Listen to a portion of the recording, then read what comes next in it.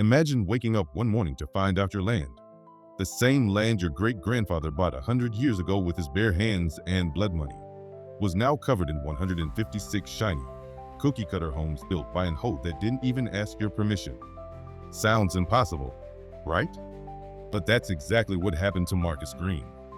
And what the hoe didn't know was that Marcus's family had left a trap buried deep in the soil, a legal, ironclad, 100-year-old safeguard that would turn the tables in a way nobody saw coming. This is the story of how one black man exposed a century of greed, fought for his ancestors, and made an entire whole empire crumble under the weight of its own arrogance. The summer heat in Atlanta, Georgia was heavy that morning, the kind of thick, humid air that clings to your skin and makes every breath feel like it's dragging through water. The cicadas screamed in the trees. The smell of pine mixed with the distant smoke from barbecue pits, drifting lazily over acres of untouched land. Marcus Green stood at the edge of his property, a wide stretch of rolling fields lined with oaks, and stared in disbelief. Houses, not one, not five, but rows upon rows of beige, soulless homes, identical rooftops stretching toward the horizon, driveways already paved, mailboxes hammered into the dirt like nails in a coffin. It was like an army had marched in overnight and colonized his family's land. Marcus muttered under his breath, "This ain't real. Ain't no way." His fists tightened.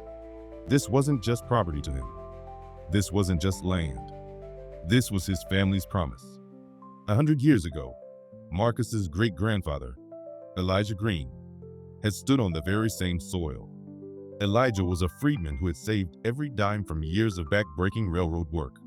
While banks laughed at him, while white men told him a black man would never own land, Elijah quietly signed the deed for nearly 200 acres.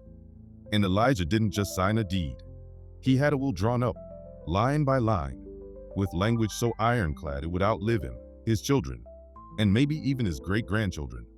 Because Elijah had seen too much. He'd seen how fast black families could lose everything. How one missed payment, one forged signature, one crooked county official could strip generations of their legacy. So Elijah planted a seed, not just in the soil, but in the law itself. And now, a century later, that seed was about to bloom. But Marcus didn't know any of that. Not yet. What he did know was that something was very, very wrong. He drove his old Ford truck right up to the edge of the new development. A giant banner flapped in the wind. "Welcome to Willow Creek Estates. Luxury living by choice. Community by design."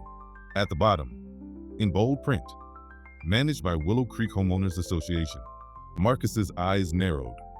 He pulled out his phone and dialed the county clerk's office. "Yeah, this is Marcus Green. I need to confirm a land record. Parcel 145B, lot covering 192 acres. Should be under the Green family since 1924. The woman on the other end tapped her keyboard. Her voice wavered. Sir? It says here that parcel was subdivided and rezoned for residential development. Approved 2 years ago." Marcus's jaw dropped. "Approved by who?" There was silence. Then the woman muttered, "By the Willow Creek Hoe and their development partners." "But that can't be right. This parcel's got some unusual annotations." Marcus gripped the wheel so tight his knuckles went white. "Unusual annotations? What kind of annotations?" he asked. "I'm not sure, sir. It just says Protective Covenant, Green Estate. Do not disturb." Her voice dropped to a whisper. "I've never seen anything like this." Marcus hung up the phone, his heart pounding. He glanced back at the houses. Kids' bikes already lying on the sidewalks. Sprinklers spraying fresh sod. Moving trucks pulling into driveways. They weren't just building. They'd already moved families in. They had stolen his family's land and sold it.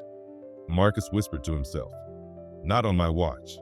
Because this wasn't just about dirt. This was about Elijah, about his grandfather Samuel, about his father Charles, who worked 2 jobs to keep the taxes paid so no one could snatch the land out from under them. This was about every Sunday barbecue, every cousin who learned to fish in the creek, every ancestor buried in the family plot beneath the oak tree. And if the hoe thought they could erase 100 years of blood, sweat, and legacy with a few signatures and some cheap vinyl siding. They were dead wrong. That night, Marcus pulled out a dusty box from the attic. Inside were deeds, wills, faded letters written in shaky cursive. He lit a lamp and began reading. Hours passed. Midnight came and went. And then, buried between brittle papers, he found it. A handwritten note from Elijah himself. Marcus read aloud, voice trembling. To my sons, and their sons, and their sons yet unborn. This land is bound to us by covenant. No man shall take it. Should any seek to trespass, the trap I set will hold them fast until justice is done. Marcus stared at the words. What trap? The hairs on his arms stood up. Was it just poetic language? Or had his great-grandfather left behind something real? Something legal? Something binding? Marcus leaned back in his chair, heart racing, as the weight of history pressed down on him. The whole thought they had stolen his land. But Elijah had planned for this moment 100 years ago, and Marcus was about to find out just how deep his great-grandfather's trap really went. Marcus didn't sleep that night.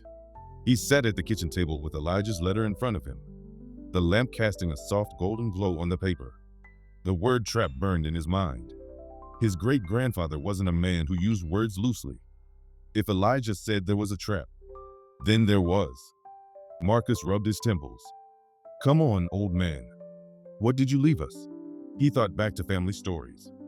His grandfather Samuel used to tell him bedtime tales about Elijah, about how he walked everywhere with a Bible in one pocket and legal documents in the other, how he'd argue with county officials even when they laughed in his face, how he never raised his voice, but always made sure his words cut deeper than any whip ever could.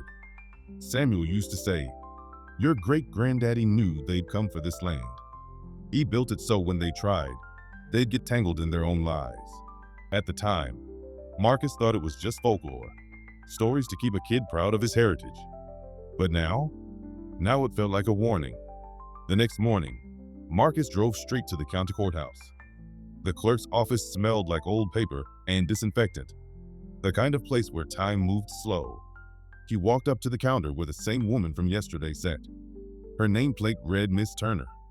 She looked nervous when she saw him. Mr. Green, I looked again at your family's file. She slid a thick folder across the counter. There's a lot in here. Marcus opened it. The deed, the original plat map, and most importantly, a series of legal addendums dating back to 1924. Each one carefully signed and notarized by a judge. And then, near the back, Marcus saw it. Protective Covenant of the Green Estate, 1924. He skimmed the text. Elijah had written that the land could never be sold, subdivided, or transferred without explicit consent of direct Green descendants. Not tenants, not trustees, not banks, only bloodline heirs. If anyone tried to build on it, to sell it, or to use it without permission, the ownership would automatically revert back to the Green family. Marcus's mouth went dry. That was the trap. It was airtight, clever, and prophetic. Elijah had built a landmine into the deed itself, one that would explode the moment greedy hands touched it. Miss Turner leaned in.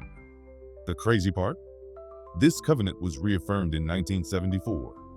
Your grandfather Samuel filed it again. That means it's still active. Marcus shook his head slowly. So the Hoe built all them houses on land they don't even own.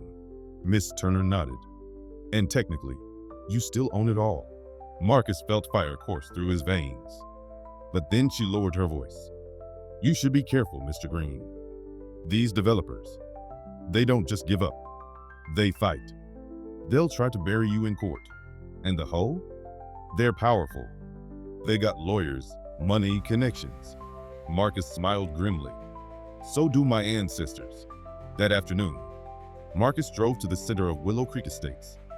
Families were unloading U-Hauls. Kids zipped down the street on scooters. Everything looked picture perfect, until Marcus saw the sales office. A slick white trailer with a giant sign that read Model Homes Open Daily. He parked and walked in. Inside, the air conditioning blasted cold, smelling faintly of fresh paint and coffee.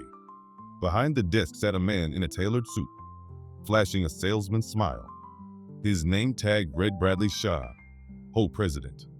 "Afternoon," Marcus said, his voice steady. Bradley jumped up, extending a hand. "Welcome to Willow Creek Estates. Looking to buy a home? You've come to the right place. We've got 3 models left." And Marcus cut him off. "I ain't here to buy. I'm here because you built 156 homes on my land." The smile slid right off Bradley's face. "Excuse me? My name's Marcus Green. This land's been in my family since 1924. You and your little hoe built on stolen property." Bradley chuckled, but his eyes darted nervously. "That's impossible. We've got clear titles, approved by the county. Everything's legal." Marcus pulled out a copy of the covenant. He slapped it on the desk. "Read it." Bradley's face went pale as he skimmed the document. His jaw tightened. This can't be enforceable. It's too old."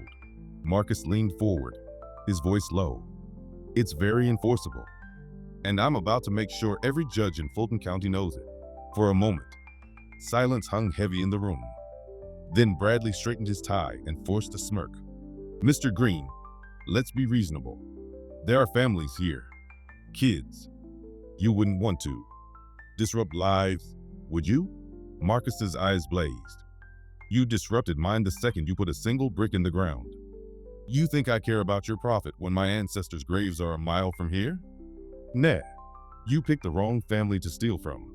Bradley's mask cracked. His voice hardened. "You'll regret this. The hoe doesn't lose." Marcus smiled faintly. "Neither does the Green family." Word spread fast. By sundown, half the neighborhood knew about Marcus. Some homeowners looked at him with pity, others with hostility, as if he were the intruder. But a few whispered encouragement. "Don't let them push you out, brother," an older black man told him quietly while unloading groceries. "They've been stealing our land too long. Glad somebody's fighting back." That night, Marcus stood on the porch of his father's old farmhouse, the only original structure still standing on the property line, and looked out over the development. The glow of porch lights dotted the night, like invaders camping on his soil. He clenched his fists. This wasn't just about a legal battle. It was about dignity, about showing his sons, his nieces, his nephews that their heritage couldn't be erased with a bulldozer and a mortgage contract. And as the crickets sang and the humid night pressed in, Marcus swore to Elijah, to Samuel, and to every Green who came before him, "I'll finish what you started. They're gonna learn this land ain't for the taking." But Marcus didn't realize the hoe was already meeting in secret. In a glass-walled office across town, Bradley sat with a group of sharp-dressed lawyers and board members. One woman tapped the covenant angrily. "If this thing holds, we're finished. Every home, every sale worthless." Another lawyer snarled, "We'll crush him. File injunctions, drag it out in court, bleed him dry. He'll give up." Bradley leaned back, a cold smile returning to his face. "Then let's show Marcus Green what happens when he goes to war with an hoe." The next week came like a storm. Marcus woke to a sharp knock on his door at 7 a.m. He opened it to find a man in a gray suit holding a thick envelope. "Mr. Green?" "Yeah, you've been served." Marcus stared as the man shoved the envelope into his chest and walked off without another word. He tore it open. Injunction notice. The hoe was suing him. The language was dense, but the message was clear. They were asking the court to declare Elijah's covenant outdated, unenforceable, and void.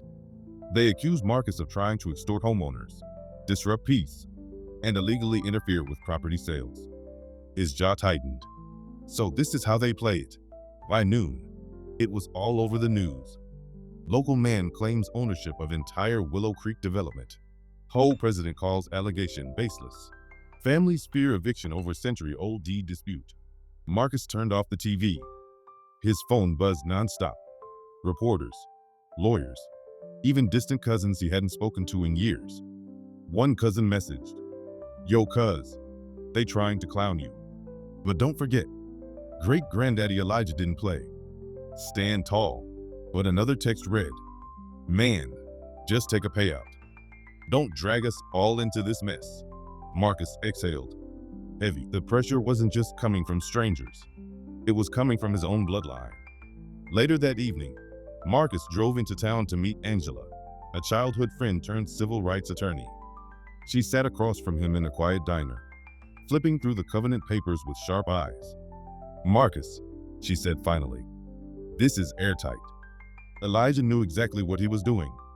The language is crystal clear. The land can't be sold or transferred without your family's consent.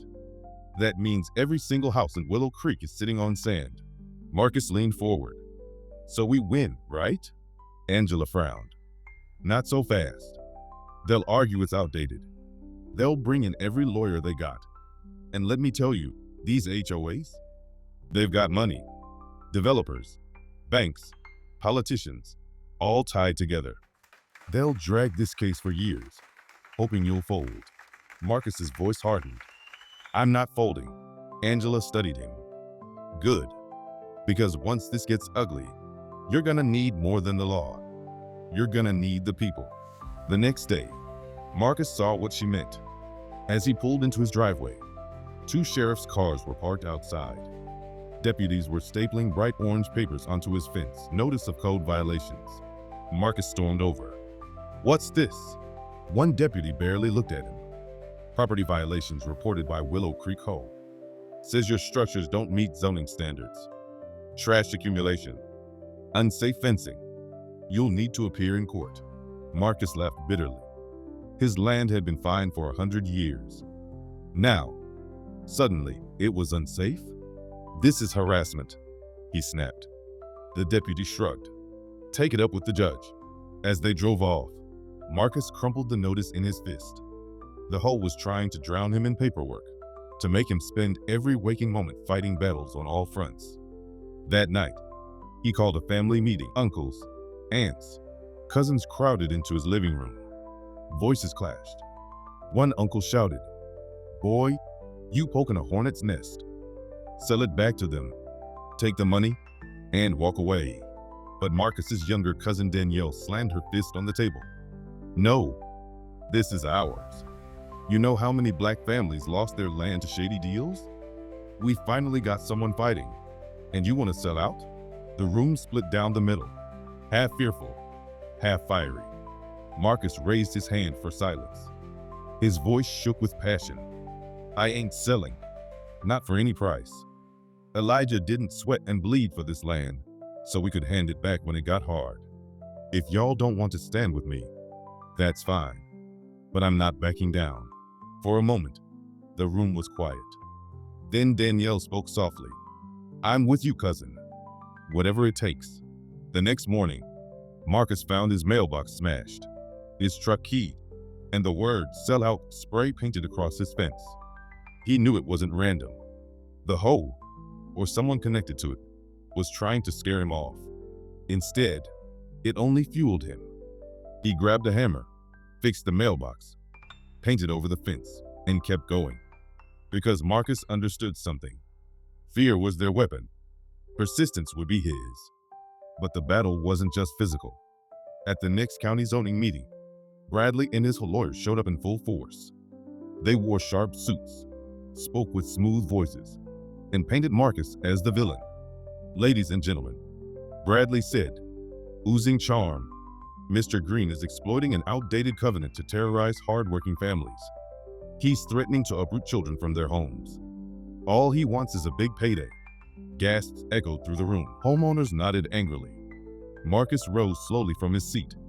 His voice was steady but carried weight.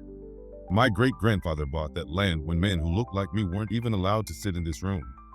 He protected it with everything he had. And now y'all want to call me greedy? You built on stolen land.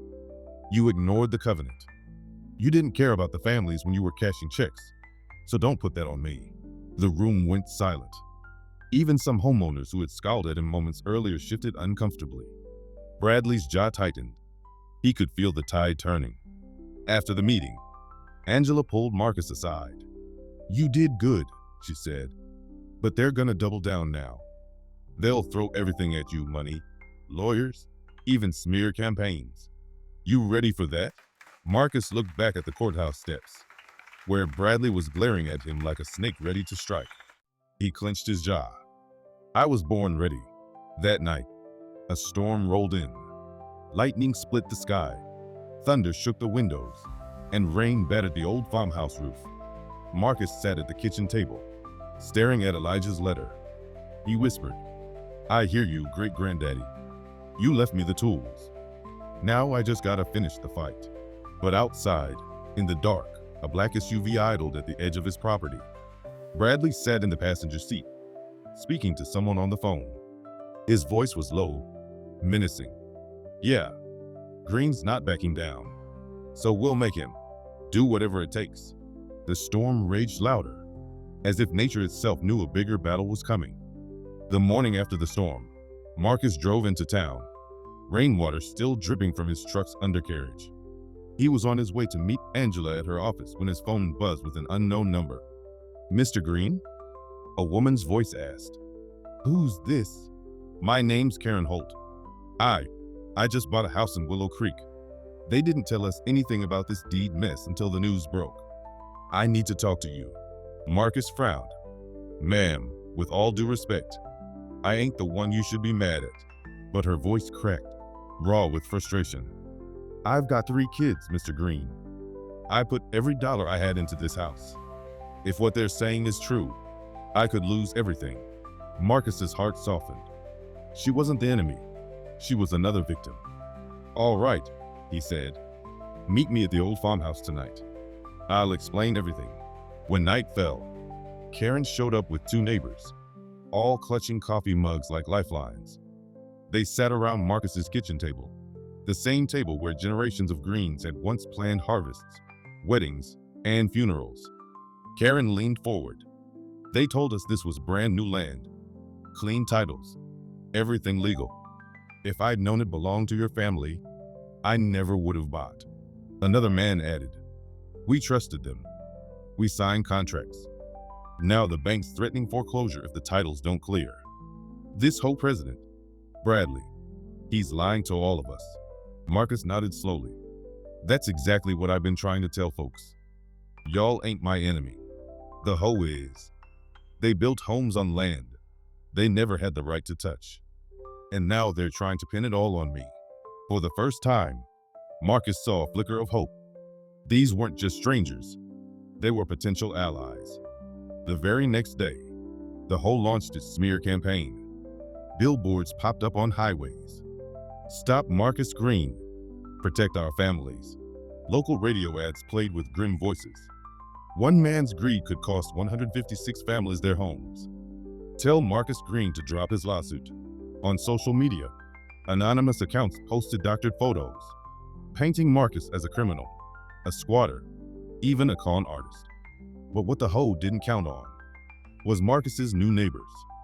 Karen started speaking out online, sharing her story. Others followed. Slowly, the narrative began to shift. People started asking the real question. Why did the Hoe sell homes on land they didn't own in the first place? Meanwhile, Angela dug deeper. One evening, she burst into Marcus's farmhouse with a stack of papers. You're not gonna believe this, she said, slapping them on the table. Marcus raised an eyebrow. Try me. These documents showed that Bradley knew about the covenant before construction even started. The developers flagged it during planning, but instead of halting, they buried it. They bribed county officials to push it through. Marcus's blood ran hot. So they knew. They knew this was stolen. Angela nodded. If we prove this in court, it's fraud. Not just civil, criminal. That means jail time. Marcus leaned back, stunned. The trap Elijah set wasn't just holding. It was about to snap shut. But the Hoe struck back harder. 2 nights later, Marcus came home to find his farmhouse broken into. Drawers dumped, papers scattered, family photos ripped from the walls. His chest tightened. No, no, no, no. He rushed to the attic. The old box, the one with Elijah's original letters and deeds, was gone. Marcus dropped to his knees, fists pounding the floor. They took it. Angela arrived minutes later. She scanned the mess, her face pale. They're desperate. They know that box could bury them. Marcus stood, trembling with rage. Then we'll bury them anyway, with or without that box. The break-in lit a fire under him. Marcus began organizing. He held town hall meetings in the farmhouse yard. Neighbors came, some still skeptical, but more and more curious. He spoke with raw conviction. This ain't just about the Greens. This is about every family that's been lied to, every black farmer who lost land through scams, every homeowner who trusted the wrong hands. We got a chance to make this right together. And slowly, people started nodding. By the end of the week, 50 homeowners had signed a petition demanding Bradley step down. The tipping point came during a live televised whole board meeting. The room was packed, tension thick as sweat. Bradley stood at the podium, smiling as cameras rolled. Ladies and gentlemen, don't be fooled by Mr. Green's theatrics. He wants to uproot families for profit. Marcus stepped forward, covenant copy in hand. His voice thundered. You want to talk profit? Tell them, Bradley. Tell them how you ignored this covenant. Tell them how you bribed the county. Or should I? The crowd erupted. Cameras zoomed in. Bradley froze, his smirk cracking. Marcus slammed down Angela's documents. We got proof. You knew this land wasn't yours. You stole it anyway. And you sold families' dreams built on lies. Gasps filled the room.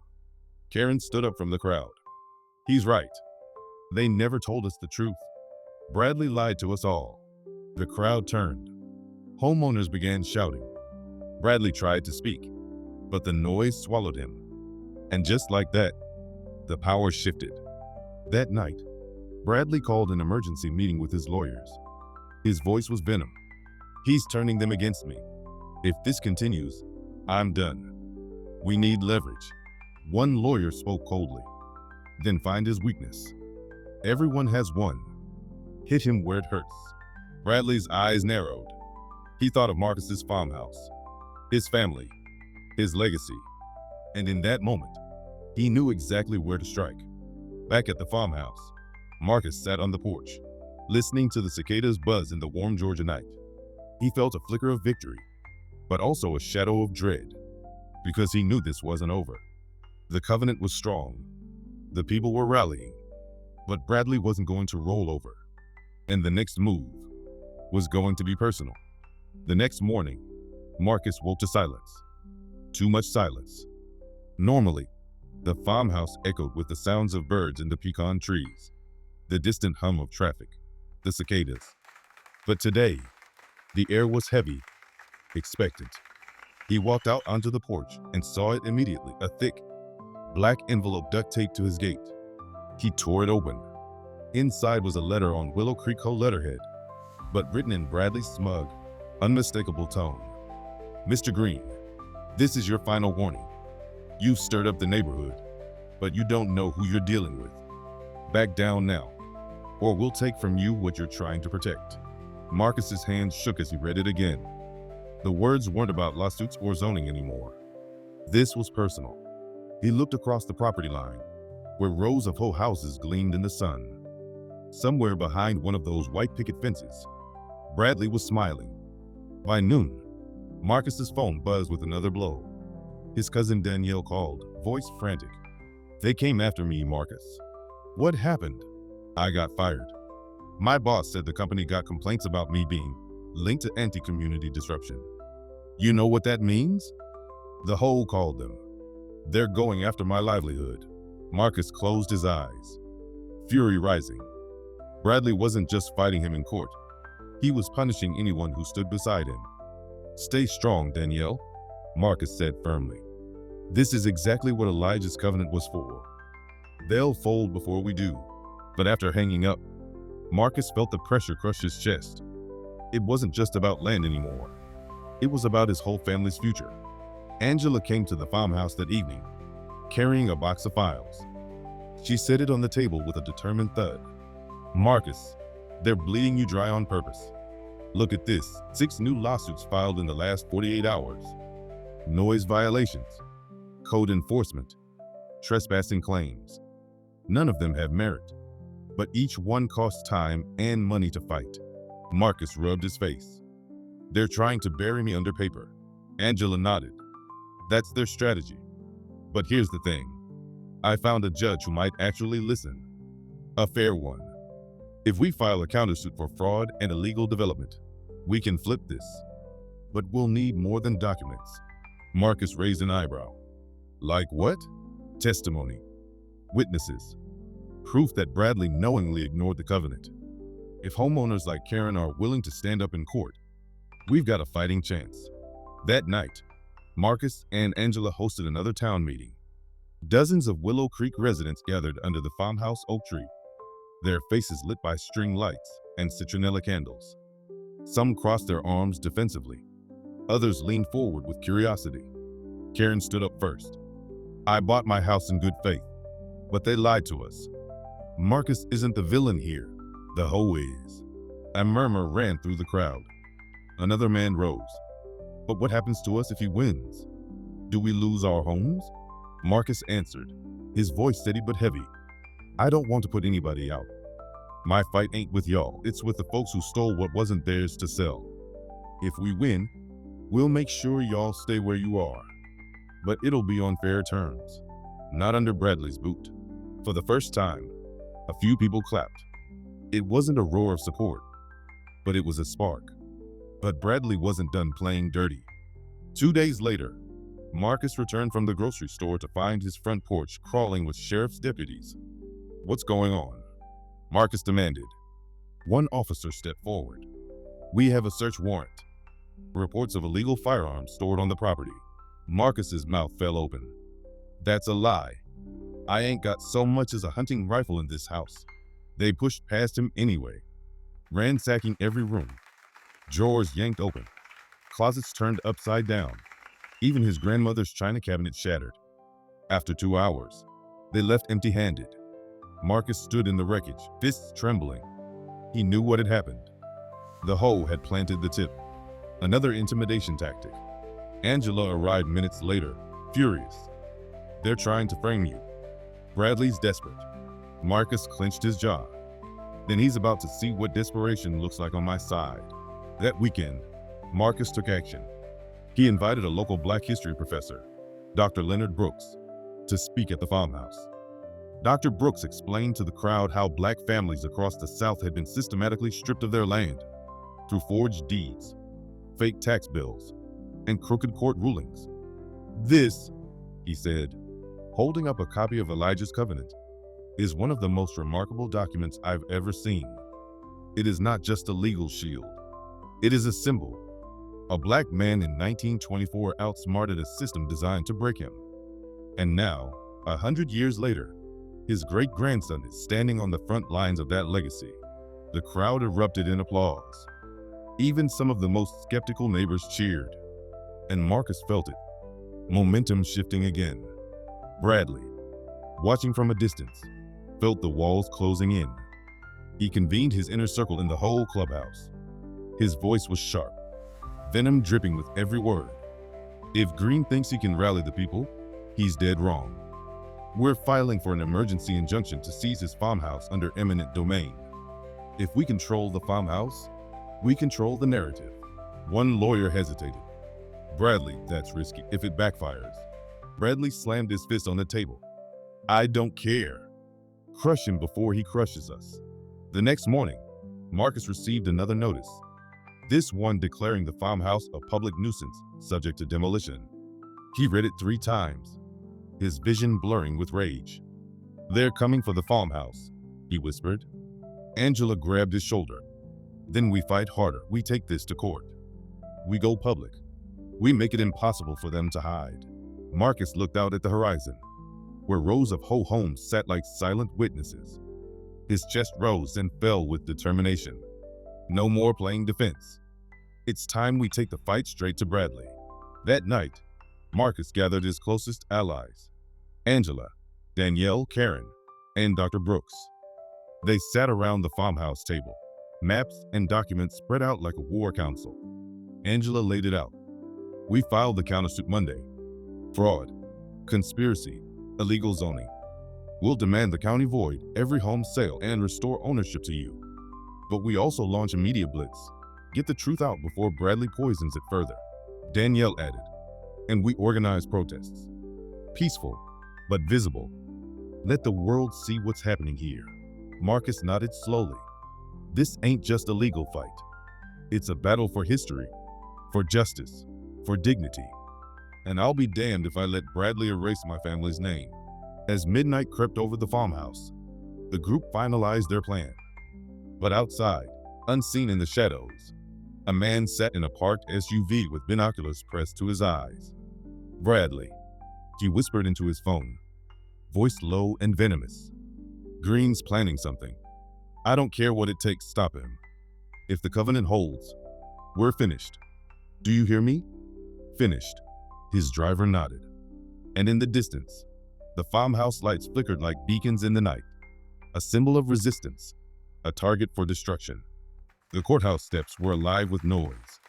Cameras flashed, reporters shouted questions, and dozens of neighbors waved homemade signs. Honor the covenant. Land is legacy. Stop Ho corruption. Marcus stood at the center of it all, wearing his grandfather's worn leather jacket. He clutched Elijah's covenant in one hand and Angela's arm in the other, steadying himself against the whirlwind. A reporter shoved the mic toward him. Mr. Green, do you really believe you can win against the Ho machine? Marcus raised his voice, steady but burning with conviction. I don't believe. I know. This land was bought with blood, sweat, and faith. My great-grandfather made sure nobody could steal it. Not in his time, and not in mine. This isn't just about me. It's about every black family who's been cheated out of what was rightfully theirs.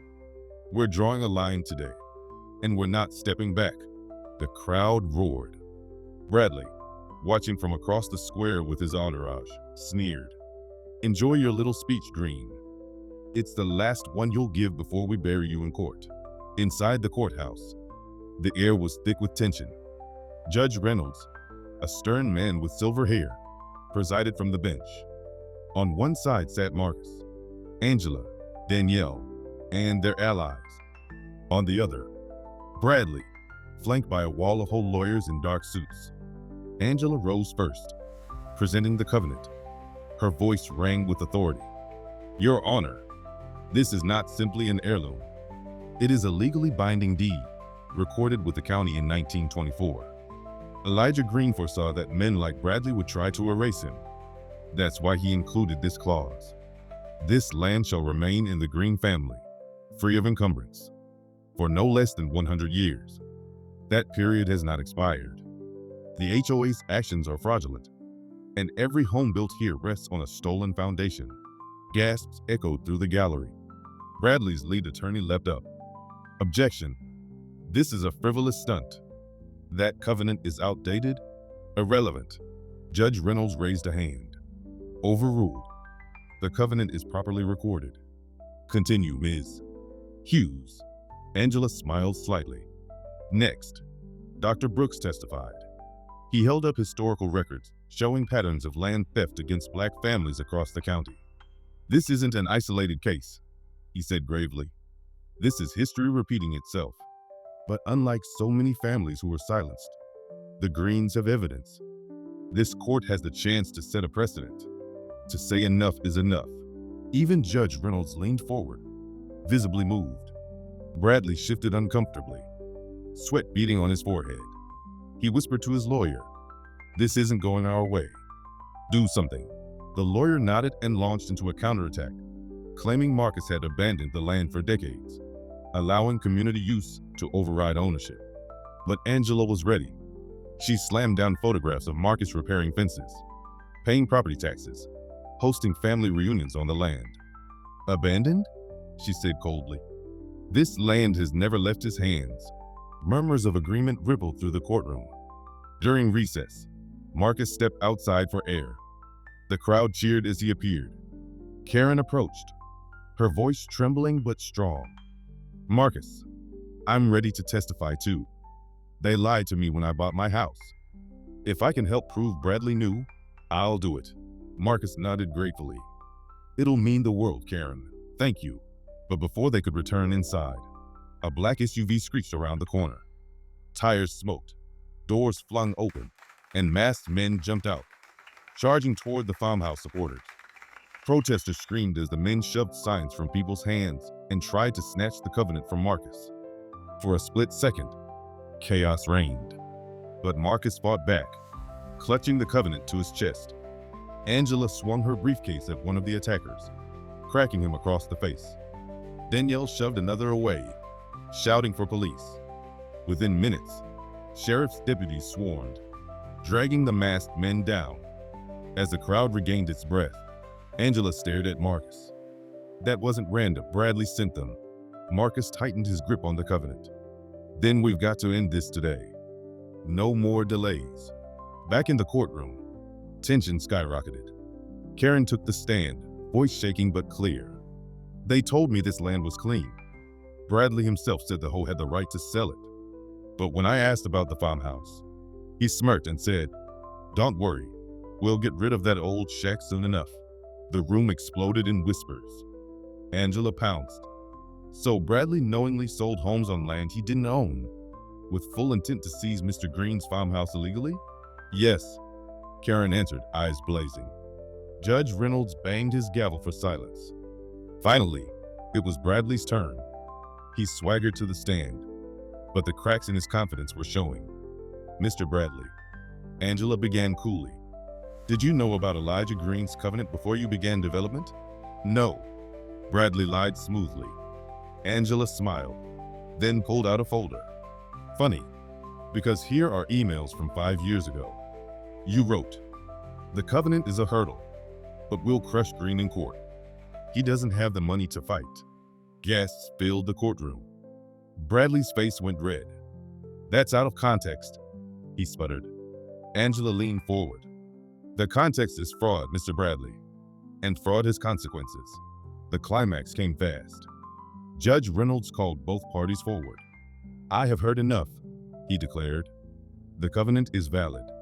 The hoe knowingly engaged in fraudulent sales. Therefore, all properties built under its authority are in violation of the law. Ownership of this land reverts to Marcus Green."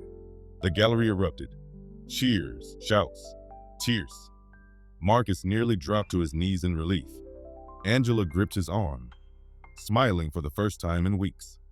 Bradley shot to his feet, face twisted with rage. "This isn't over," he screamed. "You'll regret this, Green. You hear me?" Security closed in as Bradley was escorted out, shouting curses. But Marcus stood tall, the covenant still clutched in his hand. "It is over," he said softly. "For you." Outside, the courthouse plaza became a celebration. Protesters danced, reporters swarmed, and neighbors hugged Marcus one after another. Danielle wiped her eyes. "You did it. We did it."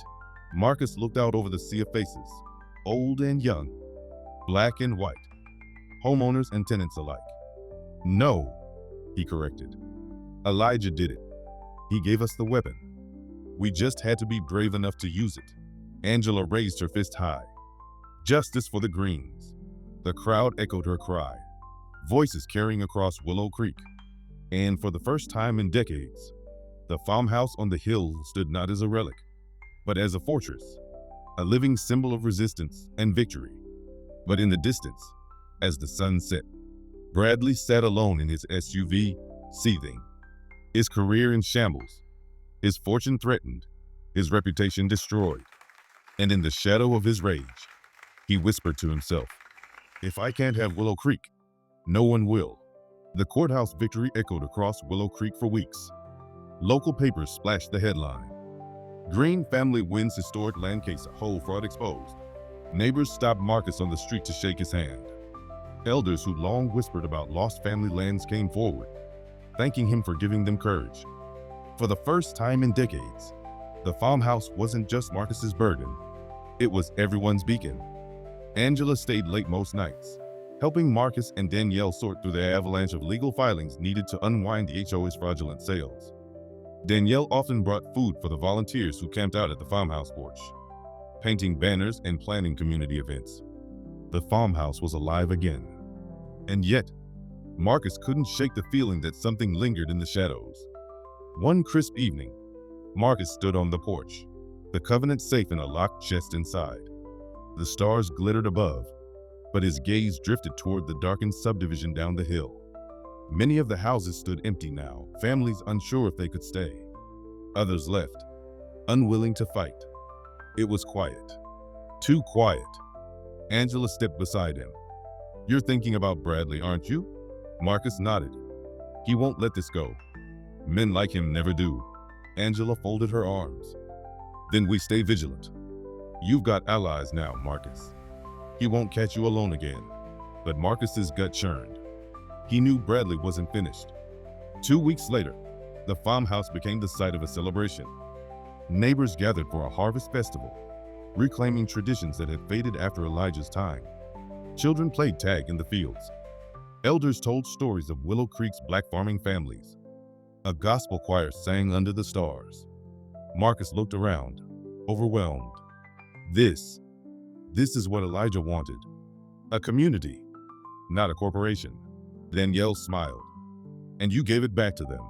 But even amid the laughter, Marcus noticed an empty chair near the edge of the gathering. Bradley's absence. That night, long after the last guest had left, Marcus checked the locks and made his rounds of the farmhouse. The air felt heavy, the silence too sharp. He paused at Elijah's old rocking chair on the porch, then shook his head. "Get some sleep, old man," he muttered to himself. Inside, he drifted into uneasy dreams. He woke to smoke. The smell hit first, acrid, bitter, choking, then the crackle of fire. Marcus bolted upright, coughing. Flames licked at the windows of the kitchen. The old wood of the farmhouse, dry as tinder, roared alive.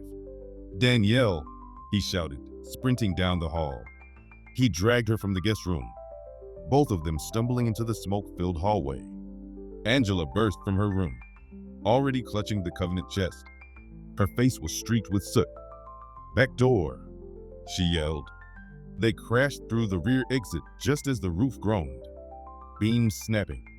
Outside, neighbors were already rushing up the hill, shouting and carrying buckets.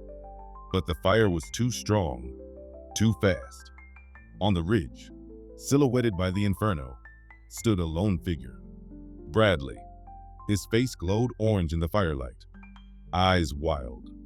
"If I can't own it, no one will," he screamed. "Your legacy dies tonight, Green."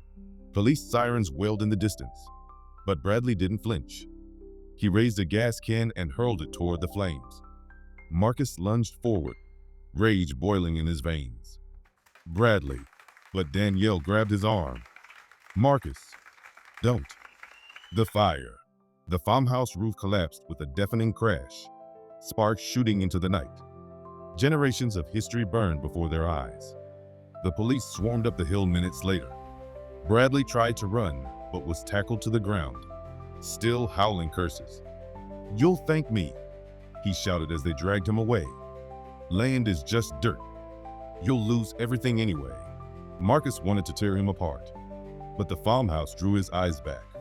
Flames devoured the walls, windows shattered, and Elijah's rocking chair crumbled to ash. It was gone.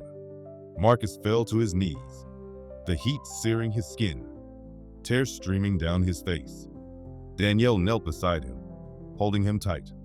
Angela stood silently, clutching the chest with the covenant inside, the only piece that survived. The community circled them, their faces lit by fire and grief. Morning brought silence. The farmhouse stood as a blackened skeleton, smoke still curling from the ruins. Reporters swarmed, drones buzzed overhead, and firefighters combed the remains. Marcus moved through the wreckage, boots crunching on ash. He stopped where the dining table once stood, where Elijah had written the covenant. Danielle touched his shoulder. "Marcus, I'm so sorry." He shook his head slowly. "No, this was never about the house. Elijah knew wood and nails wouldn't last forever. He left us the covenant, the proof, the story. That can't burn." Angela nodded, eyes soft. "And you still have the land." That's the victory he wanted most. But Marcus's chest ached all the same. Weeks later, Bradley was indicted on charges of arson, fraud, and conspiracy. His allies abandoned him, his fortune drained by lawsuits. He sat in jail, a shell of the man who once strutted through home meetings with arrogance. But Marcus barely thought of him anymore. His eyes were set on rebuilding. The community rallied. Neighbors donated lumber. Architects offered designs. Children raised funds with bake sales. Even families who had once sided with the hoe came forward, ashamed of their silence. Together, they began sketching plans for a new farmhouse. Not just a home, a community center, museum, and safe haven. A place where Elijah's covenant would be displayed for generations to see. Marcus stood on the hill one evening, watching volunteers stake the new foundation. Danielle slipped her hand into his. He tried to erase it. Instead, he made it stronger. Marcus smiled faintly. Bradley burned the house. But Elijah's spirit? He only spread it wider. Angela raised the covenant chest beside them. This isn't the end, Marcus. It's the beginning. As the sun dipped low, casting gold across Willow Creek, Marcus closed his eyes. He could almost hear Elijah's voice in the wind. Stand tall, boy. Land is legacy. As long as you fight, they can never take it. Marcus opened his eyes, watching children run across the field where the farmhouse would rise again. And for the first time in his life, he felt at peace. The land had survived. The covenant had endured. And so had he. 3 years later, Willow Creek looked nothing like the fractured, fearful town Marcus once stepped into. Where the farmhouse once burned stood a new structure, larger, brighter, and stronger. Locals called it the Elijah Green Center for Heritage and Justice. Its white painted walls gleamed under the sun, the wraparound porch wide enough to hold an entire choir. A bronze plaque by the door read, "This land was fought for. This land was saved. This land remains." Inside, the covenant rested in a glass case, preserved under soft light. Children pressed their noses against the glass during school trips, whispering about Elijah's courage. Elders sat nearby, telling stories of Willow Creek's early black farmers, their voices weaving history back into the soil. It had become more than a building. It was a living memory. Marcus stood on the porch one warm spring morning, coffee steaming in his hand. He was grayer now, his beard flecked with silver, but his shoulders no longer carried the weight of a man fighting alone. Danielle came up beside him, adjusting a stack of flyers. "You ready for today's dedication ceremony?" Marcus smiled faintly. "Ready as I'll ever be. Didn't think I'd live to see something like this." She kissed his cheek. "You didn't just live to see it, Marcus. You made it happen." The dedication drew crowds from across the county. Families who'd once left Willow Creek returned to witness the rebirth. Activists from neighboring towns came to learn how Marcus and his allies had dismantled a corrupt home machine. News cameras rolled as Angela stepped up to the podium, now serving as director of the center. She adjusted her notes and looked out at the crowd. "This land once stood on the edge of erasure," she said. "A covenant nearly stolen. A farmhouse nearly burned from memory. But today proves what Elijah Green knew long ago. You cannot erase truth. You cannot silence justice. And you cannot uproot legacy when a community stands together." Applause thundered, echoing across the hills. Marcus stood quietly in the back, his hands folded, eyes wet. After the speeches, a gospel choir filled the hall, their voices soaring as children released balloons shaped like doves. Volunteers unveiled new exhibits, photographs, artifacts, and oral histories, documenting Willow Creek's black farmers, civil rights marches, and the fight against the hoe. Danielle found Marcus by the covenant display. "You okay?" she asked. He nodded slowly. "Just thinking about Bradley. If he'd put half as much energy into building as he did into destroying, maybe he'd be standing here too." Danielle touched his hand. "But he chose a different path. And you chose Elijah's." Bradley, in fact, was nowhere near Willow Creek. From time to time, Marcus caught whispers of him, a disgraced man serving his prison sentence. His fortune gone, his influence shattered. The hoe he built collapsed under lawsuits, its board members scattered. Bradley's name had become a warning, not a weapon. Marcus sometimes wondered if he felt regret. But in the end, Bradley's story didn't matter. Willow Creek wasn't his legacy anymore. By evening, the celebration spilled outside onto the fields. Children ran through tall grass, their laughter ringing in the twilight. Food trucks lined the dirt road, serving catfish, barbecue, and sweet tea. Elders sat in rocking chairs on the new porch, humming along with the music. Marcus wandered through it all, pausing to talk with neighbors, to shake hands, to hug old friends. Wherever he went, someone thanked him. At last, he slipped away to the edge of the field where the farmhouse once stood before the fire. The grass had grown back thick and green. A small memorial stone marked the spot, engraved simply, Elijah Green, land is legacy. Marcus sat in the grass, listening to the music drift across the night. Angela found him there. She sat beside him, tucking her legs under her. You still miss the old house, don't you? Marcus smiled softly. Every day. That house was my childhood, my grandfather's work, my father's pride. Watching it burn nearly broke me. Angela tilted her head. And yet, here you are, stronger. The community stronger, the story stronger. He exhaled. I guess you're right. Fire took the walls, but it gave us something bigger.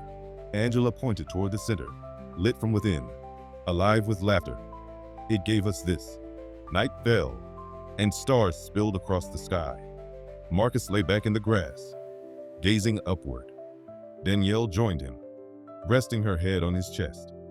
For a long while, they just listened to the crickets, to the distant gospel, to the heartbeat of a community alive again.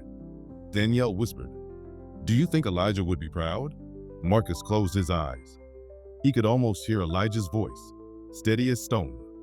Proud? Boy, I'm still here. Every step you took, I was walking beside you. Marcus smiled. Yeah, I think he'd be proud. In the months that followed, the center flourished. It hosted youth programs, farming cooperatives, legal workshops, and cultural festivals. Young people who once thought they had to leave Willow Creek to find opportunity now found roots right here. Marcus often spent his mornings teaching kids how to plant and tend the soil the same way Elijah once taught him. His hands were rough, his back sore, but his spirit was lighter than it had ever been. One morning, as he showed a group of teenagers how to read the weather from the clouds, a boy asked, Mr. Green, why do you care so much about this land? Marcus looked down at the boy, then out over the hills. Because this land cared for me, he said. It cared for my grandfather. It cared for everyone who worked it before us. Land is more than dirt. It's memory, it's struggle, it's love. And if you take care of it, it takes care of you. The boy nodded solemnly. Marcus smiled. Another seed planted. Years rolled forward. Seasons changed. The center became a landmark, drawing visitors from across the state. Willow Creek's reputation shifted from a place of bitter hoe battles to a symbol of resilience and heritage.